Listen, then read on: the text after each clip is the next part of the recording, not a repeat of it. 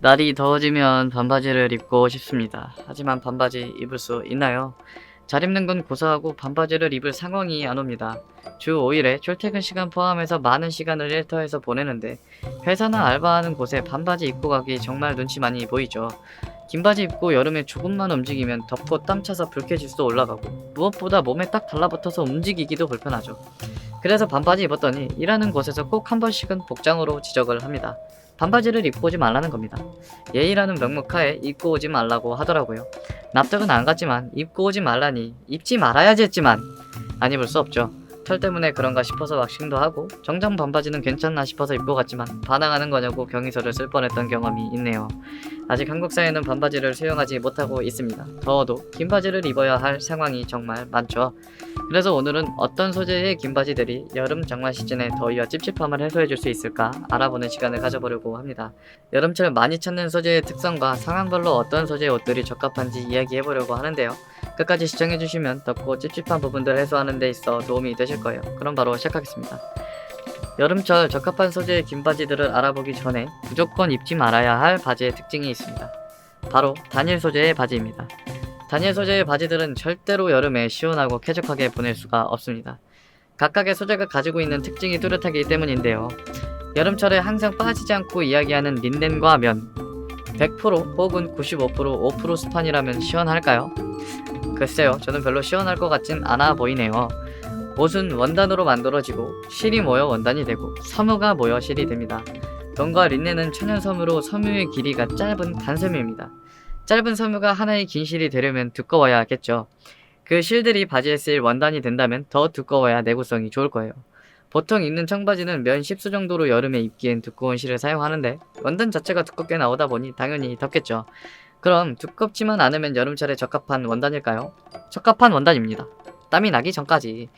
여름 슬랙스를 보면 가장 많이 보이는 대표적인 섬유가 있습니다. 폴리에스테르와 나일론인데요.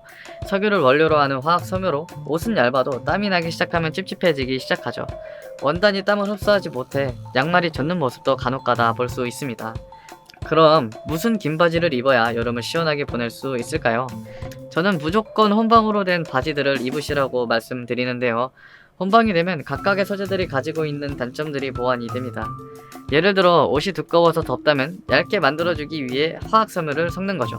화학섬유가 가지고 있지 않은 땀 흡수를 천연섬유가 해주고 천연섬유의 두꺼운 실을 화학섬유가 얇게 만들어주고 내구성은 그대로인데 옷은 얇아지게 되죠. 여름철 혼방에 아주 좋은 예시라고 볼 수 있습니다. 천연섬유에 화학섬유가 섞이면 통기성이 나빠질까 고민도 하실 수 있을 것 같은데요. 저는 요즘 원단들은 통기성이 크게 의미가 없다고 봅니다. 옷에 바람이 통하려면 실 사이에 공간이 있어야 되는데 원단을 짤 때 부드러운 촉감과 비침 방지를 위해 진짜 촘촘하게 원단이 짜여지죠. 옛날에야 마루된 섬유, 모시 등 이런 비침이 있는 옷들이 진짜 시원하긴 했는데 요즘은 좀 다른 이야기인 것 같아요.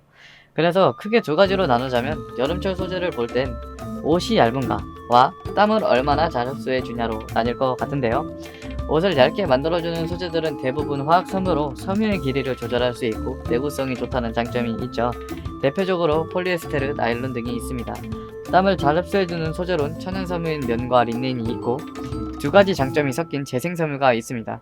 인견 혹은 레이온이라고 하죠. 간단히 설명해드리면 원료를 목재 펄포로 하고 섬유를 만드는 과정이 목재를 녹여 만들기 때문에 화학섬유와 비슷하게 섬유의 길이를 조절할 수 있습니다.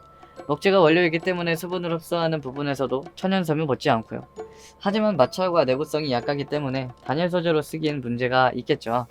재생섬유는 대표적으로 리오셀, 텐셀, 모달 등이 있습니다. 이 바지는 제가 가지고 있는 여름용 바지인데요. 냉장고 바지라고 하죠. 폴리에스터 95%에 우르탄 5%인 바지입니다. 비칠 정도로 진짜 얇긴 하지만 땀이 난다면 피하는 바지입니다. 왜냐? 땀 흡수를 못하거든요. 찝찝하겠죠? 이 바지는 냉장고 바지와 같은 소재인 폴리를 메인으로 한 여름용 슬랙스인데요.